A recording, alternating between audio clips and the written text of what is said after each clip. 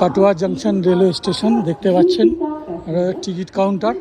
আর এখানে কিন্তু অমৃত ভারত প্রকল্পের কাজ চলছে চারদিকে, দেখতেই পাচ্ছেন। আর ওখানে কিন্তু একটা পুরনো ইঞ্জিন দাঁড়িয়ে আছে, ঠিক আছে, দেখুন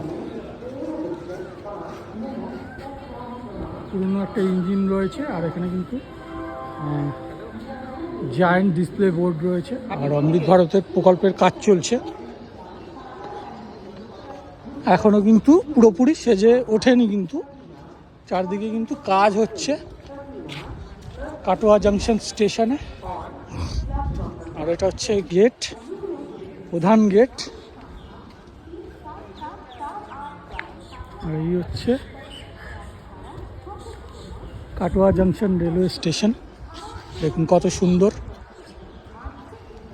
প্রকল্পের কাজ চলছে, অমৃত ভারত প্রকল্পের কাজ চলছে, আগামী দিনে আরও সুন্দর হয়ে উঠবে।